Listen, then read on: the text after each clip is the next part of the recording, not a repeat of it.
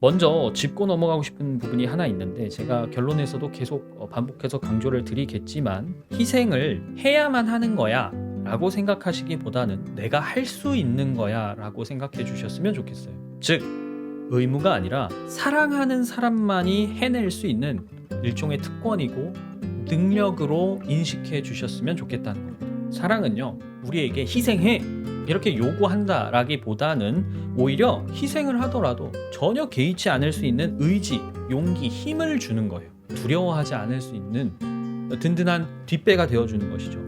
그러니까 아낌없이 자신을 내어줄 수 있는 사람은 어떤 사람인 거예요? 정말 사랑으로 꽉 차 있는 사람입니다. 라고 우리가 이야기할 수 있는 것이겠죠.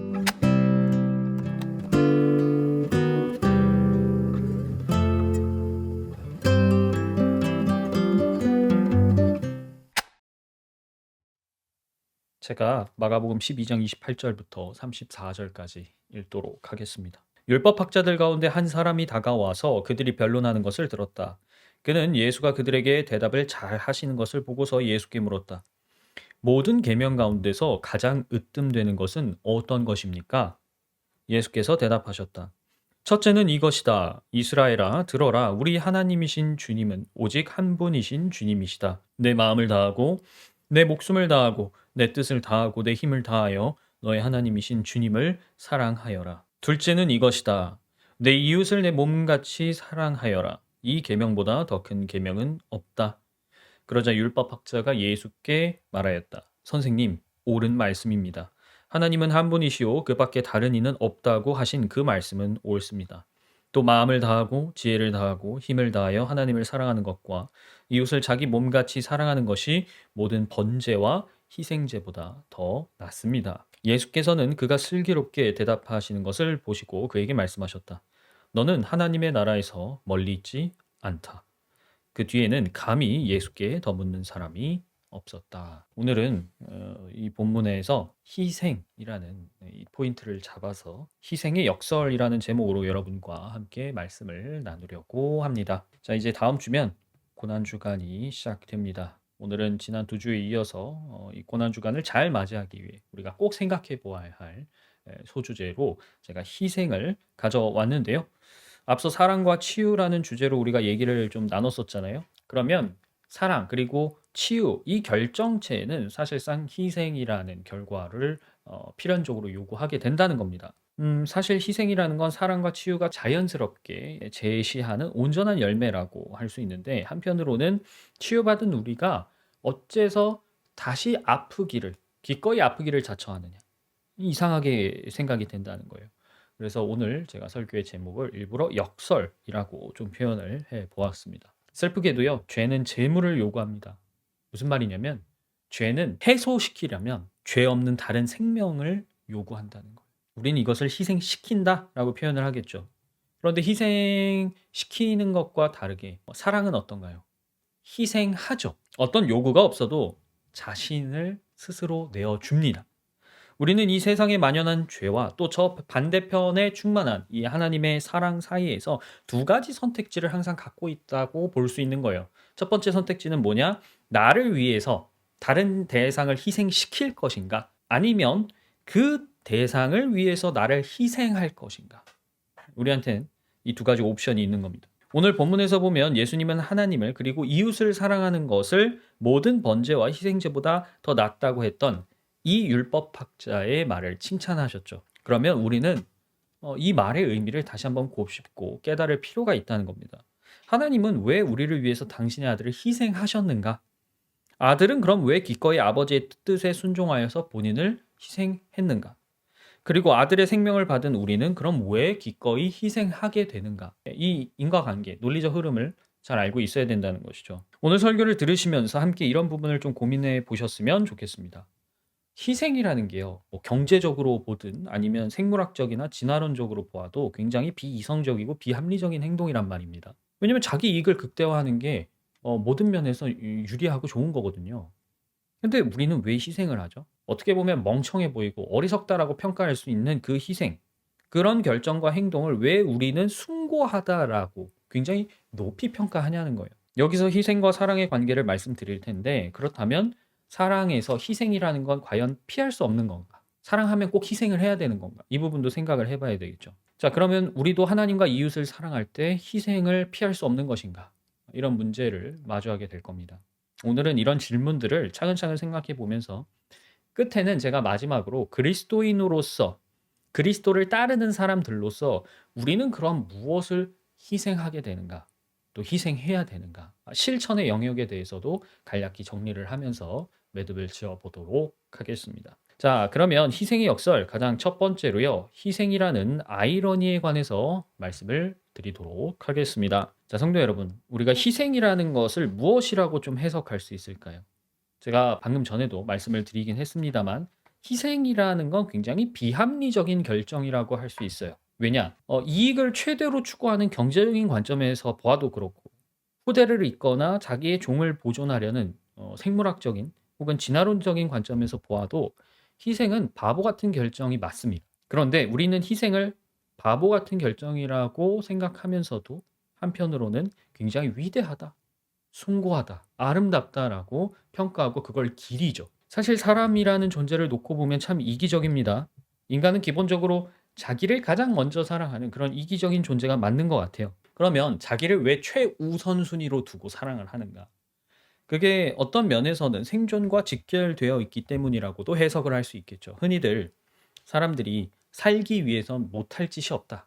이런 표현을 관용적으로 씁니다. 배가 고파서 빵을 훔치는 장발장 같은 사람도 있고요. 본인의 목숨을 부지하기 위해서 다른 사람의 목숨을 거침없이 앗아가는 그런 극악한 일도 우리 사회에서 생각보다 흔하게 일어나고 있습니다.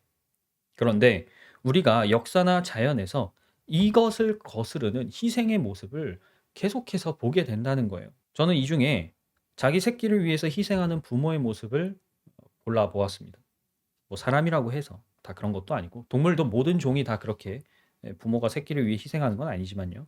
그래도 기본적으로 자기 몸에서 나온 새끼를 위해서 부모가 희생할 때 우리는 그것을 일반적이라고 생각합니다. 당연하다라고 생각한다는 거예요.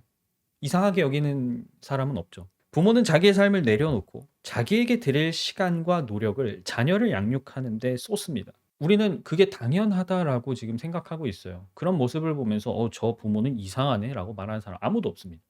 당연히 희생해야 된다라고 생각하는 거예요. 자, 마찬가지로 동물도 그렇죠. 자기 새끼를 지키기 위해서 포식자에게 맞서고 심지어 자기 목숨까지 버리는 모습을 보면 야, 대단하다라고 얘기하지 그걸 이상하다, 멍청하다, 어리석다라고 얘기하는 사람은 없죠. 우리가 흔히 뭐 부성애, 모성애 이런 식으로 부르는 이 사랑과 희생을 진화론에서는 유전자 보존, 뭐 종족 보존의 본능 뭐 이런 식으로 설명을 합니다. 그런데 저는 의구심이 드는 거죠. 과연 그 본능이 전부인가? 저는 오히려 너와 나의 동일시가 희생을 자처하게 되는 핵심적인 이유가 아닐까 생각을 해 보는 거죠. 자식은 부모의 입장에서 보면 나로부터 나온 존재예요. 저는 이걸 아무리 생각해도 이걸 말로 형용하기에는 좀 너무 어려운 것 같습니다. 나한테서 어떤 나를 닮은 내 유전자를 갖고 있는 같은 존재가 태어난다라는 사실은 이렇게 말로 표현하기가 정말 어렵더라고요. 저는 어떤 면에서 이건 하나님이 우리에게 던져 주신 생명의 신비가 아닐까 이렇게 생각을 하는데요. 이 신비에서 나오는 어떤 그 애틋함, 끊어낼 수 없는 사랑은 제가 지난 설교에서도 말씀드렸던 구약에 나오는 헤세드라는 그런 개념 중에 하나일 거예요. 무엇보다 나한테서 나왔잖아요. 나로부터 나온 이 존재, 이 신비는 자식을 나처럼 여기는 어떤 일체감을 형성시킬 수밖에 없을 것이고, 그래서 나처럼 사랑하기 때문에 기꺼이 내가 자식을 위해서 희생하겠다라는 결론에 이르는 것이 아닐까 생각을 해 봤어요. 이건요, 하나님께서 창조주로서 우리를 사랑하는 그 내리사랑, 그리고 우리를 위해 아들을 희생제물로 내어주셨다는 복음에 대해서도 다시 한번 생각해 보게 만드는 겁니다. 물론, 이렇게 생각하면요, 사랑은 여전히 이기적이라고도 말할 수 있습니다. 왜? 타인을 나로 여겨서 사랑한다는 것은 무슨 말이에요? 내가 나를 사랑하니까 자기처럼 여기는 그 타인도 나를 사랑하듯이 사랑하는 거라는 뜻이 되는 거잖아요. 여전히 나는 나를 사랑해서 그 사람을 사랑한다. 뭐 이런 식으로도 생각해 볼 수 있겠죠. 그러나 좀 차이가 있습니다. 내가 나를 최우선으로 사랑할 때의 희생은 이기적이에요. 다른 것들을 나를 위해서 막 희생시킨단 말입니다. 그런데 다른 사람을 나처럼 사랑할 때는요. 희생이라는 것이 완전히 새롭게 거듭나요. 희생시키지 않아요. 그때부터는 자기를 희생하죠. 그러니까 자기를 사랑할 때는 본인을 위해서 다른 것들을 희생시키지만 타인을 자기처럼 사랑하는 순간 이제 그 희생 제물은 자기가 되는 거예요. 희생시키려던 이기적 태도가 어떻게 자기 희생이라는 이타적 태도로 180도 바뀌는가. 이게 아무리 생각해 봐도 좀 이상한 현상이거든요. 아니 그 전까지는 자기 유익을 위해서라면 기꺼이 무엇이든지 희생시키던 그런 사람이 왜 다른 사람을 사랑하며 갑자기 자기를 그런 희생 제물로 기꺼이 자처하는가? 저는 이것을 설명할 수 있는 사실상 유일한 방법이 사랑이라고 개인적으로는 생각을 합니다.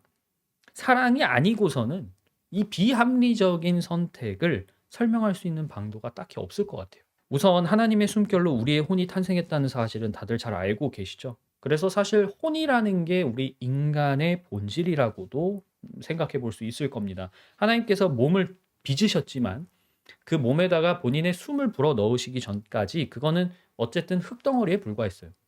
살아있는 게 아니었어요. 근데 하나님이 거기다 숨을 불어 넣으시니까 혼이 있는 살아있는 사람이 되었다 그랬잖아요. 근데 그럼에도 불구하고 혼이 몸이라는 지금 이 물리적인 경계를 갖고 있다는 것도 무시할 수는 없는 겁니다. 결국 몸이라는 이 경계가 있기 때문에 너와 나는 구분이 되는 거예요. 우린 서로 다른 몸을 갖고 있잖아요. 그런데 사랑이라는 것은 여기서 바로 특이점이 오는 겁니다. 뭐냐면 그 경계를 허물어요. 우리 분명히 다른 몸을 갖고 있어요. 너와 난 다르단 말이죠. 근데 그 경계, 몸의 경계를 허물면서 상대방을 내 자아의 영역으로 끌어들이는 것. 이것이 이 사랑이 불러오는 변화입니다. 그러면 어떻게 되느냐? 결과적으로 너는 그때부터는 남이 아니에요. 또 다른 내가 되는 겁니다. 실제로 정말 내가 된다라기보다는 사랑이라는 것이 내가 상대방을 그렇게 인식하게끔 바꾼다는 것이죠.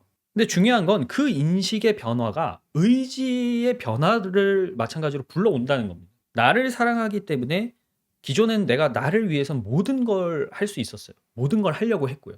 근데 이제는 내 자아의 일부가 된 그 상대를 위해서는 나까지도 희생시키려는, 나까지도 바치려는 그런 의지로 전이가 되는 겁니다. 그러니까 이 변화에서 놀랍게도 나는 너를 위해서 기꺼이 희생을 감수하려는 모습들이 자연스럽게 나타나는 것이죠. 그래서 우리가 여기서 얻을 수 있는 한 가지 단서는 뭐냐면요. 사람은 자기를 사랑하는 것처럼 다른 사람도 사랑하게 된다는 겁니다. 그래서 우리가 어떤 사람의 사랑이 좀 미성숙하다라고 평가를 할 때에는 크게 두 가지 의미가 있다라고 말씀을 드릴 수가 있을 것 같아요. 첫 번째는 뭐냐면 이게 대부분의 경우인데 상대방을 정말 나처럼 사랑하지 않는 거예요.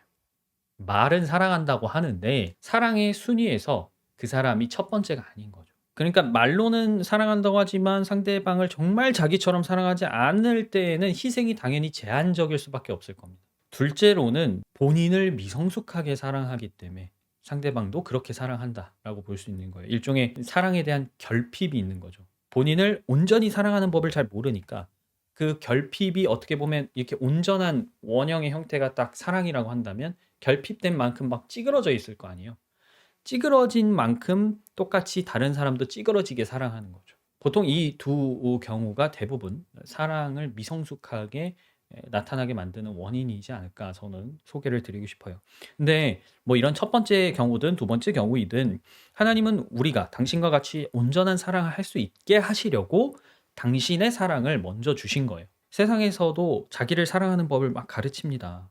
너 자신이 되어라. 막 이렇게 슬로건을 내걸지만 하나님이 우리에게 가르치시는 세상은 세상이 우리에게 말하는 사랑과는 분명히 달라요. 그리고 우리는 바로 그 지점에서 왜 하나님이 예수님이라는 분을 이 땅에 보내셨는가?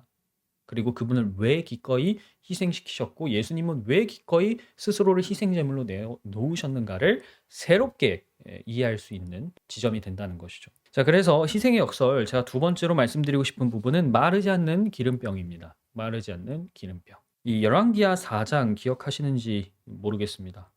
엘리사가 과부에게 마지막으로 남은 기름병에 이웃에게 그릇을 다 빌려오라고 한 다음 그 기름병 하나로 빌려온 모든 그릇에 기름을 채워주는 기적을 행한 적이 있었어요. 여기서 이 마르지 않았던 기름병이라는 게 뭐 단순히 과부와 그 아들이 먹고 사는 육적인 문제를 해결한 사건으로 생각해 볼 수도 있겠지만 저는 이 기적이 사랑과 치유 그리고 희생에 있어서 굉장히 중요한 상징으로서 인식되어야 한다라고 오늘을 기점으로 좀 얘기를 드리고 싶어요. 바울이 이런 표현을 쓴 적이 있습니다. 세상에 죄가 많아지니까 하나님의 은혜가 더욱 넘치게 되었다. 기억하실 거예요. 로마서에 나오는데. 저는 마찬가지로 이 논리가 과부의 기름병에도 적용이 될 수 있다고 생각합니다. 과부에게 남은 것이 고작 그 기름병 하나였기 때문에 오히려 기름이 마르지 않고 그 한 병으로 엄청나게 많은 그릇들을 전부 기름으로 채울 수 있었던 거라고 얘기를 드리고 싶어요. 그래서 우리는 여기서 이 이야기들을 토대로 희생시키기 그리고 희생하기 이 두 가지의 대립 구도를 다시 한번 생각해 볼 필요가 있습니다. 제가 그전에도 말씀드렸지만 사랑에는 분명히 우선순위라는 게 있습니다. 예를 들어서 우리가 오늘 읽은 본문처럼 하나님을 첫 번째로, 자기 이웃을 두 번째로, 그 다음 본인을 마지막 셋째로 설정할 수 있어요. 자, 근데 지금 대상이 세 개잖아요. 그럼 순서를 바꿔서 설정할 수도 있다는 얘기예요. 예를 들어서 하나님을 첫째로 두긴 두는데 자기를 두 번째로 두고 이웃을 세 번째로 둘 수도 있는 거예요. 아니면 본인을 첫 번째로 두고 하나님을 둘째로 두고 이웃을 맨 마지막에 놓을 수도 있습니다. 이건 지금 본인이 설정하는 거예요. 근데 이와 비슷하게 예수님은 하나님과 재물을 동시에 섬길 수 없다고 이야기하신 적이 있습니다. 그러니까 이렇게 순위가 있을 때 이 두 순위를 둘 다 같은 포지션에 놓을 수는 없다는 얘기예요. 하나님과 이웃을 사랑하는데 하나님과 이웃을 똑같이 사랑하는 건 안 된다는 겁니다. 하나님이 첫째가 되고 그다음 이웃이 무조건 두 번째로 와야 된다는 거예요. 그런데 이런 사랑의 순위라는 개념을 좀 놓고 보면 사람이 본인을 마지막에 두지 않을 경우에 어떤 특징이 나타나는가? 그러니까 자기가 맨 후순위에 있지 않을 때 어떤 특징이 나타나는가? 자기를 위해서 언제든 다른 대상을 희생시킬 수 있는 준비가 되어 있다는 거예요. 예를 들어서 본인을 첫 번째로 사랑하잖아요. 그러면 하나님과 이웃은 2번, 3번으로 밀려 있겠죠. 그러면 하나님과 이웃은 언제든 자기의 욕심을, 자기의 만족을 채우기 위해서는 도구로 전락할 수 있다는 겁니다. 마찬가지예요. 하나님을 첫 번째로 둔다 하더라도 이웃을 맨 마지막에 놓고 본인을 둘째로 두잖아요. 그럼 어떤 현상들이 일어나냐면 하나님을 사랑한다라는 어떤 구실, 핑계를 앞세워서 이웃을 희생시키는 걸 정당화할 수 있습니다. 근데 이게 심심치 않게 기독교에서 굉장히 많이 일어나요. 하나님을 위한다라는 명목 아래 자기가 후순위로 안 내려가고 이웃을 후순위로 밀어내리면서 이웃을 그 목적을 이루기 위한 도구로 쓰는 거예요. 그게 어떻게 보면 겉으로는 그럴싸해 보이는데 자기 욕심을 이루려는 거죠. 자, 그런데 자기를 사랑이 가장 맨 마지막 순위로 놓는 사람은 어떤 경우에도 자기가 먼저 사랑하는 대상을 위해서 본인을 희생시킵니다. 본인이 희생하는 거예요. 그러지 않고는 견딜 수가 없거든요. 이처럼 우리가 이기적으로 자기를 위해서 다른 대상을 희생시키려는 태도는 본질적으로는 욕심과 관련이 있다라고 얘기를 드리고 싶습니다. 욕심은 어디에서 오는가? 결핍에서 와요. 불만족에서 옵니다. 내가 모든 게 다 만족스러우면 욕심을 부릴 이유가 없죠. 결핍이라는 것은 불만족을 일으키고 우리는 그럼 만족하기 위해서 결국 욕심을 부리게 되는데 우리가 야고보서에서 죄가 다름 아닌 욕심에서 나온다라고 말했던 사실을 기억해야 된다는 겁니다. 저는 욕심과 죄에 관해서 이제 설교를 준비하면서 이런 생각을 좀 해봤어요. 계시록에 잘 보면요. 대적이 이 사슬에 묶여서 활동하지 못하는 천년왕국 시대가 소개가 됩니다. 이 사슬에 묶여서 활동을 못한다는 것은 일단 기본적으로 천년왕국은 하나님이 직접 다스리시는 나라이기도 하거니와 두 번째로는 대적이 활동을 못한다는 거예요. 지금 우리가 보고 있는 이 세상처럼 우리가 죄를 짓도록 유인하려는 어떤 강한 유혹들이나 충동을 하는 주체가 없어졌다라고 볼 수가 있는 겁니다. 그런데도요, 계시록을 보면 죄를 지어서 심판을 받는 사람들이 있어요. 그런 상황에서도 죄를 짓는 인간이 있다는 겁니다. 그리고 심지어 마지막에는 또 한 번 반란이 일어나죠. 자, 그렇다면 우리가 내 안에서 일어나는 어떤 욕심 혹은 내가 그 욕심에 굴복해서 죄를 짓는 것을 단순히 대적에게만 떠넘길 수 있겠냐는 거예요. 누가 나를 이렇게 유혹했어. 충동질했어. 그래서 내가 어쩔 수 없었어. 이런 식으로 핑계를 댈 수 있냐는 거죠. 이건요, 태초에 에덴에서 벌어졌던 사건을 생각해도 똑같습니다. 뱀이 유혹하긴 했죠. 이건 부정할 수 없는 사실이에요. 뱀이 유혹했습니다. 그러나 하나님께서 뱀이 유혹했으니까 너는 벌을 면해줄게라고 하셨나요? 아니죠. 이런 대목을 보면 이 세상을 어지럽히고 온갖 피로 물들게 만든 이 죄라는 것이 결국에는 욕심을 다스리지 못한다면 통제할 수 없음을 의미하는 게 아닌가. 그런 생각이 들었다는 거예요. 그러니까 사람이 자기 욕심을 다스릴 줄 모른다면 대적이 세상에서 사라진다 하더라도 사람이라는 존재는 언제든 죄를 지을 수 있다는 결론을 내릴 수 있다는 거죠. 자, 그러면 자기를 우선할 때 나오는 그런 이기적인 태도. 그게 사실 욕심이에요. 자기를 우선으로 두려고 하는 것 자체가. 그럼 그 욕심을 도대체 우리가 오늘 설교의 관점에서 어떻게 다스릴 수 있냐는 것이죠. 그래서 저는 하나님의 지혜가 바로 이 지점에서 빛을 발한다고 생각을 하는데요. 하나님은 사실 우리가 욕심을 100% 다스린다는 게 불가능할 것 같다는 생각을 할 수밖에 없는데 도저히 다스릴 수 없을 것 같던 그 욕심을 다스리기 위해 두 가지 해결 방법을 제시하고 계세요. 첫 번째는 당신의 충만입니다. 우리 안에 마르지 않는 생명수가 계속 올라나와요. 그럼 우리는 항상 만족할 수 있는 거예요. 예를 들면 배고픔에 비유하셨죠. 먹어도 다시 배고프지 않고 마시면 다시 목마르지 않을 것이다 라고 비유적으로 표현을 하셨는데 바로 그런 겁니다. 두 번째는 뭐냐면 그 마르지 않는 생명수를 끊임없이 서로에게 계속 나눠주는 거예요. 이건요, 나 만족스러워. 너무 좋아. 행복해. 이 상태가 자만이나 교만으로 비뚤어지는 게 아니고 내가 사랑을 받았으니까 나도 사랑을 줘야지 라는 그 거대한 흐름을 따라가게 만드는 거예요. 그래야 자기가 어떤 포지션에 있는지 사람은 잊지 않을 수가 있습니다.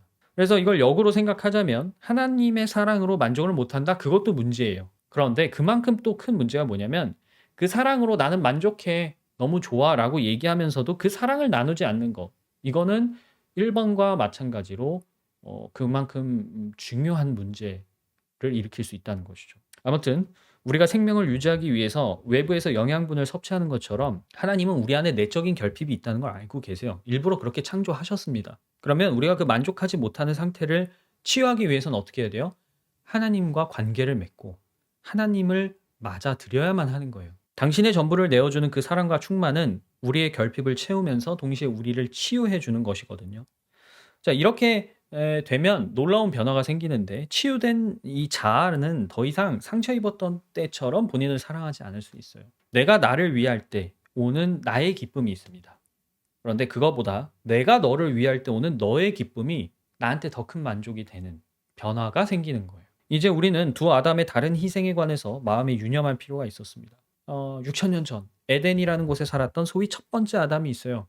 그런데 여러분 우리가 창세기를 읽어서 잘 알지만 그 아담은 하와를 희생시켰습니다. 하나님을 희생시켰어요. 하나님은 와서 물으셨죠. 너 그 열매를 먹었어? 그런데 그 하나님의 추궁에 아담은 하나님과 하와 탓을 했습니다. 당신이 나한테 주신 그 여자가 나한테 줘서 하나님도 탓하고 자기가 사랑한다고 고백했던 하와도 탓한 거예요. 이건 뭐예요? 그가 자기를 가장 먼저 사랑했다라는 사실을 보여주고 있는 겁니다. 우선순위가 하나님, 이웃, 자기가 있으면 첫 번째가 자기였던 거예요. 본인의 선택이었고 본인의 행동이었습니다. 그럼에도 불구하고 이렇게 대답을 했다는 것 자체가 대상을 희생시키려는 태도를 보면 이게 죄의 본성이구나라는 것을 알 수 있게 되는 거예요. 자기에게로 굽은 사랑이에요. 자기에게로 굽은 사랑. 본인의 욕심을 채우려는 것이죠. 반면 갈보리 십자가에서 돌아가신 마지막 아담이 있습니다. 바로 예수님이시죠. 그분은 도살장으로 끌려가는 어린 양 같았으나 울지 않으셨습니다. 자기를 정죄하는 자기를 향해 정죄하는 그 손가락질 앞에서 예수님 침묵하셨어요. 그러면 할 말이 없어서 억울하지 않아서 침묵하셨는가? 아니라는 거죠. 희생하기 위한 결단의 증거로서 침묵하신 겁니다. 무슨 일이 있어도 나는 아버지께서 내게 바라시는 이 잔을 마실 것이다. 라는 의지를 침묵으로 보여주신 거예요. 그러면 어떻게 되죠? 결국 자기는 제일 후순위로 밀립니다. 예수님에게도 세 가지 사랑의 대상이 있었어요. 아버지 하나님이 있죠. 그 다음 자기 주변에 있는 불쌍한 이웃들이 있었습니다. 그리고 자기 당신이 있으셨죠. 근데 예수님은 이 갈보리 언덕에서 기꺼이 이 세상의 죄가 되어 자기를 희생제물로 내어놓으심으로써 자기라는 존재를 가장 마지막으로 사랑하는 후순위로 밀어 넣으신 거예요. 그래서 첫 아담과 마지막 아담은 어떤 면에서 우리의 옛사람, 우리의 새사람을 보는 것 같아요. 여러분이 이 두 아담을 그런 식으로 잘 적용해 보셨으면 좋겠어요. 옛사람은요, 만족할 줄 모르는 기름병 같았던 겁니다. 그 안에 기름이 가득했어요, 분명히. 근데 뭐라고 얘기해요? 부족하대요. "나 이거 먹고 죽겠다."라고 얘기했던 과부의 자세와 비슷한 겁니다. 그러나 세 사람은 어때요? 한 병, 그 작은 한 병으로 수많은 그릇을 채우고도 더 채울 수 있는 기름병이 되는 겁니다. 하나님이 주시는 그 새 기름이 끊임없이 본인도 만족시키고 본인을 넘어서 그 기름이 부족했던 모든 그릇까지 같은 기름으로 채울 수 있는 축복을 누릴 수 있는 거예요. 이제 우리는 이 지점에서 하나님의 사랑을 알고 또 치유를 받는 사람으로서 다시금 희생에 관해서 깊이, 더 깊이 묵상해 보아야 하는 겁니다. 자, 희생의 역설, 그러면 마지막으로 우리의 희생에 관해서 말씀을 드리려고 하는데요. 제가 아까 서두에 말씀드린 것처럼 실천의 영역에 대해서 좀 소개를 해드리고 마치려고 합니다. 우리가 이제 희생이라고 얘기하면 여러분들이 너무 거창한 것으로 좀 생각을 하실 수도 있어요. 예를 들면 막 목숨을 매번 내어놓는 그런 어마어마한 희생, 뭐 그런 것만 생각을 하실 수가 있는데, 사실 희생은 그렇게 거창한 것만 있는 게 아닙니다. 오히려 우리는 사랑할 때, 사랑하기 때문에 굉장히 사소한 거, 눈에 잘 띄지 않는 거, 때로는 쉽게 잊혀질 수 있는 그런 작은 부분에서 더 많은 희생을 하게 돼요. 더 많은 희생이 요구가 되는 겁니다. 먼저 짚고 넘어가고 싶은 부분이 하나 있는데, 제가 결론에서도 계속 반복해서 강조를 드리겠지만, 희생을 해야만 하는 거야 라고 생각하시기보다는 내가 할 수 있는 거야 라고 생각해 주셨으면 좋겠어요. 즉, 의무가 아니라 사랑하는 사람만이 해낼 수 있는 일종의 특권이고 능력으로 인식해 주셨으면 좋겠다는 겁니다. 사랑은요, 우리에게 "희생해!" 이렇게 요구한다라기보다는 오히려 희생을 하더라도 전혀 개의치 않을 수 있는 의지, 용기, 힘을 주는 거예요. 두려워하지 않을 수 있는 든든한 뒷배가 되어 주는 것이죠. 그러니까 아낌없이 자신을 내어 줄 수 있는 사람은 어떤 사람인 거예요? 정말 '사랑으로 꽉 차 있는 사람이구나.' 라고 우리가 이야기할 수 있는 것이겠죠. 저는 실천의 영역에 있어서 희생을 크게 두 가지로 나누어서 좀 말씀을 드리려고 합니다. 첫 번째 영역은 섬김의 영역에서 나타나는 것인데요. 섬김에 수반되는 희생을 크게 세 가지로 강조를 드리겠습니다. 첫 번째는 용서예요. 용서. 용서라는 건 뭘 희생하는 걸까요? 자기 의를 희생하는 거예요. 자기 의. "나는 옳아. 넌 틀렸어." 그 생각을 내려놓는 것을 우리는 용서가 갖고 있는 희생이라고 얘기할 수 있어요. 그러니까 스스로 내가 남을 정죄하고 심판하던 자리에서 내려온다는 건데, 이거 생각보다 정말 어려운 일입니다. 우리는 일상생활에서도 수많은 사람들을 보면서 수많은 판단을 해요. 하루에도 수없이 많은 사람들을 계속 정죄하고 있습니다. 심판하고 있어요. 그런데 이걸 포기한다. 쉽지 않은 일이에요. 왜냐면 나의 의를 희생한다는 건 뭐예요? 내가 하나님 앞에서 죄인이라고 판단한 그 사람과 나는 똑같은 죄인이구나 라는 것을 인정해야만 하기 때문에 어려운 거예요. 내 눈에 봤을 때 나는 저런 정도의 사람과 같은 급의 그런 죄를 짓진 않았는데, 난 저 정도로 악하진 않은데, 그런 생각이 들 수 있잖아요. 그런데도 불구하고 하나님 앞에서는 그 사람이나 나나 자기 의로 구원받을 수 없는 같은 죄인이야라는 걸 인정한다는 건 굉장히 어려운 일일 수밖에 없습니다. 용서하려면 내가 용서받은 존재라는 걸 알고 인정해야만 똑같이 용서를 해줄 수 있는 거예요. 그래서 용서야말로 나의 의를 희생함으로써 화해하는, 화해를 통해서 관계를 치유할 수 있는 실질적인 능력이라고 할 수 있습니다. 화해할 줄 모르는 사람은, 화해하지 않는 사람은 결코 치유의 은사를 활용할 수 없어요. 두 번째로는요, 동행과 경청입니다. 오늘날 모든 사람들은 가치를 다 돈으로 환산하잖아요. 그 중에서 시간도 돈이라고 이야기를 합니다. 그런데 시간도 돈으로 환산하는 이 세상에서 내가 다른 사람을 위해서, 특히 다른 사람의 아픔과 어려움을 돌보기 위해서 본인의 시간을 쓴다는 것은 저는 그리스도인에게 이 시대에 맞는 희생 제물이라고 말씀드리고 싶어요. 바울이 예견한 대로 사람들은 시간이 지나면 지날수록, 더 많이 알면 알고 잘 살면 잘 살수록 자기를 사랑하는 데 열을 올리게 되어 있습니다. 그래서 자기만의 그 안락한 공간에서 벗어나려고 하지 않아요. 그런데 그 공간을 벗어나서 내가 타인의 고통 속으로 다가간다? 그건 이 시대에서 점점 더 희소해질 겁니다. 저는 공동체에 참여하는 여러분에게 이런 응원의 말씀을 드리고 싶어요. 우리가 주님과 함께 동행하고 서로의 말에 경청하는 것은 내가 치유되고 있고 또한 치유받았다라는 고백입니다. 왜냐? 희생이라는 것은 치유의 능력을 사용하는 것이기 때문에 그래요. 그래서 여러분이 작게는 우리 공동체에 함께 참여해서 우리 성도들과 같은 길을 걸어 가지고 성도들의 이야기에 서로 경청하고 그 아픔을 돌아보려고 하는 것 자체가 여러분의 치유에 굉장히 중요한 역할을 할 것이다라고 말씀을 드리겠습니다. 마지막으로는 겸손인데요. 사람은요, 누구나 자기를 증명하고 그것을 인정받고 싶은 욕구가 있습니다. 근데 사실 인정이라는 게 우리가 생각하는 것보다 훨씬 더 많이 자존감에 있어서 큰 지분을 가지고 있어요. 실패라는 게 뭡니까? 나의 노력, 나의 꿈, 나의 비전이 인정받지 못했다는 거거든요. 그러면 자존감이 확 꺾이잖아요. 그 회복하는데 굉장히 많은 시간이 들잖아요. 겸손도 마찬가지거든요. 겸손이라는 건 내가 남들 앞에서 얼마나 고생했는지, 얼마나 노력했는지를 인정받고 싶은 그 욕심을 희생하는 거예요. 기꺼이 내려놓는 것이죠. 이 점에 있어서 예수님이 수건을 허리에 두르시고 제자들의 발을 손수 씻기셨던 그 모습을 기억해야 됩니다.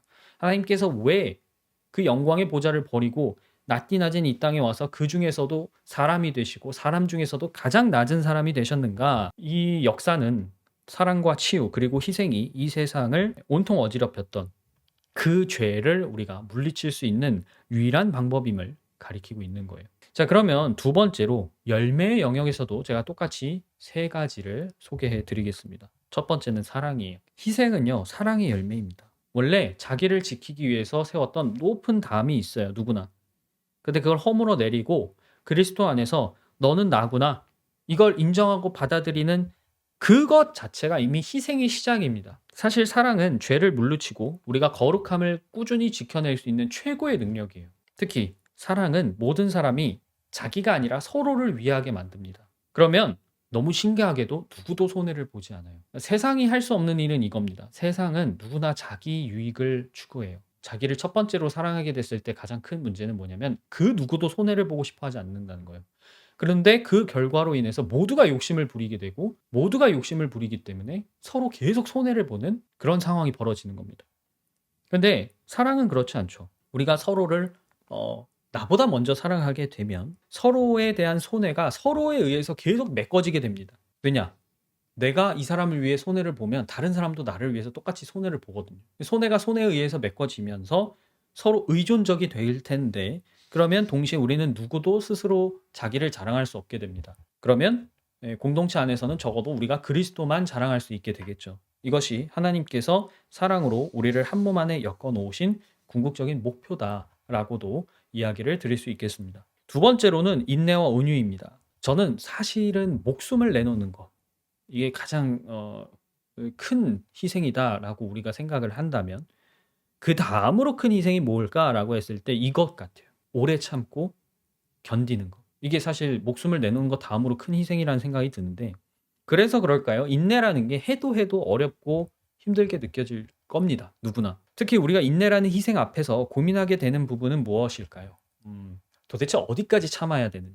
그 부분일 거라는 생각이 들어요. 그런데 성경 말씀대로 모든 일에는 때가 있는 법입니다. 참아야 할 때가 있죠. 근데 참지 않아야 할 때도 있는 겁니다. 이 때에 따라서 잘 결정을 하면 되는데 이 때라는 기준은 무엇인가? 예를 들어서 누군가의 구원에 관한 문제라면 하나님께서 그 사람을 언제까지 기다리시는가? 그게 나의 기준이 되겠죠. 하나님이 그 사람을 구원하기 위해 기다리시면 나도 기다리는 거예요. 내가 하나님의 보조에 맞춰야 되는 게 기준이 될 거고요. 예를 들어서 다른 사람의 죄에 관한 문제라면 어떨까요? 회개라는 기준이 있을 겁니다. 성경에 나와 있는 대로. 그 사람이 회개하느냐, 회개하지 않느냐로 내가 기다리느냐, 기다리지 않느냐를 판단할 수 있겠죠. 또 누군가가 온전하지 못해요. 결핍이 있고 결함이 있고 일그러져 있어요. 혹은 상처받고 치유받고 쓰러져 있어요. 이런 문제라면 나의 성화가 내가 상대방을 언제까지 기다려주고 참아주어야 하느냐의 기준이 될 수 있을 겁니다. 내가 나를 돌아봤을 때 나도 온전치 못한 부분이 이렇게 있구나라는 것을 계속 인지한다면 사실 거기서부터 상대방을 계속해서 기다려줄 수 있는 여유가 나오는 거거든요. 자, 그러면 마지막으로 기쁨을 말씀드리고 마치려고 하는데요.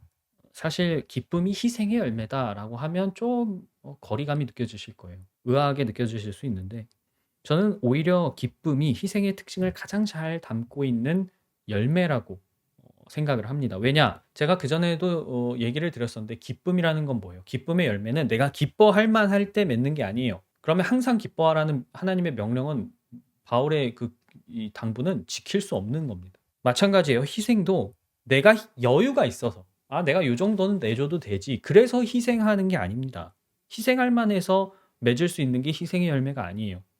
오히려 내가 기꺼이 누릴 수 있지만 그걸 포기하는 것에서부터 시작되는 게 희생입니다. 저는 우리 성도분들 중에서 어떤 분도 자기 슬픔에 매몰되지 않기를 계속 기도하고 있어요. 고통 중에 기뻐하고 감사하는 것, 그게 어떻게 보면 여러분, 다른 사람을 위한 희생이라고도 얘기할 수 있는 거예요. 만약 하나님께서 다른 성도를 세우기 위해서 여러분이 슬퍼해야만 하는 일을 허락하신다면 여러분은 그때 하나님께 뭐라고 얘기하고 싶으실 것 같아요? 저는 바울이 옥에 갇혔을 때 편지로 성도들에게 오히려 기뻐하라고 다독였던 그 모습을 기억하시기를 당부를 드리고 싶습니다. 자, 성도 여러분, 성경이 가르치는 바에 따르면요, 사랑은 우리를 치유하죠. 그리고 치유받은 우리는 다시금 자기를 기꺼이 아프도록 내어주는 희생을 감수하게 됩니다. 자연스러운 방향성이에요. 자, 이상하죠. 나았어요. 건강해졌어요. 그런데 우리는 왜 다시 아프기를 자처합니까? 자기를 위해서 제 목숨을 정말 끔찍이도 아끼던 우리가 어찌 사랑을 하면 하나님과 성도들을 위해서 자기 목숨을 기꺼이 버리냐는 말이에요. 이 아이러니한 현상은 역설적이게도 오히려 우리의 사랑이 가장 완전하고 건강할 때 더 잘 나타난다는 것이죠. 제가 말씀드린다고 했습니다만 남을 위해서 기꺼이 아플 수 있다. 이게 무슨 의미일까요? 내가 다쳐도 나을 수 있어 라는 믿음과 확신이 있다는 거예요. 정확히는 하나님께서 나를 치유하셨어. 나를 고치셨어. 그러니까 나는 걱정할 게 없어. 내가 이렇게 희생한다 하더라도 하나님은 나를 계속 돌보실 거야. 그다음 남을 위해서 죽을 수 있다는 거. 그 무슨 의미일까요? 난 죽어도 다시 살 수 있어 라는 믿음과 확신이 있기 때문에 할 수 있는 일 아닐까요? 그렇다면 제가 말씀드린 대로 사랑에서 우러나오는 희생은 정말 내가 오히려 너무 건강하고 능력이 넘치기 때문에 감히 도전할 수 있는 일인 거예요. 즉 사랑할 줄 모르는 사람은 결코 희생할 수 없다는 겁니다. 이제 예수님의 고난을 곱씹으면서 그 한 주에 동참할 날이 한 주 앞으로 성큼 다가왔습니다. 우리가 희생에 관해서 그분의 십자가와 죽음과 부활에 관해서 그렇게 얘기를 많이 하지만 막상 여러분이 희생이라는 주제만 딱 떼어 놓고서 깊이 묵상한 적은 좀 드무실 거라고 생각을 해서 오늘 준비를 했는데요. 지지난주 사랑, 그리고 지난주에 치유, 우리가 이렇게 살펴본 흐름은 결국에는 우리의 눈을 희생으로 돌리게 만들고 있어요. 그 희생은 죽음 너머의 부활을 또한 가리키고 있습니다. 이 물줄기 속에서, 이 거대한 흐름 속에서 우리가 다가오는 종려주일, 고난주간, 그리고 부활주일을 그 어느 해보다 더 의미 있게 보내기를 바라고 또 기도하겠습니다. 오늘은 로마서 8장 32절 그리고 38절에서 39절의 말씀을 읽고 마치려고 하는데요. 함께 화면 자막을 보시면서 읽도록 하겠습니다. 자기 아들을 아끼지 않으시고 우리 모두를 위하여 내주신 분이 어찌 그 아들과 함께 모든 것을 우리에게 선물로 거저 주지 않으시겠습니까? 나는 확신합니다. 죽음도 삶도 천사들도 권세자들도 현재의 일도 장래의 일도 능력도 높음도 깊음도 그 밖에 어떤 피조물도 우리를 우리 주 예수 그리스도 안에 있는 하나님의 사랑에서 끊을 수 없습니다. 이 사랑이 어떤 희생 위에 서 있으며 그것이 우리에게 무슨 희생을 이야기하고 있는지에 대해서 한 주 동안 깊이 묵상해 보시기를 부탁드립니다.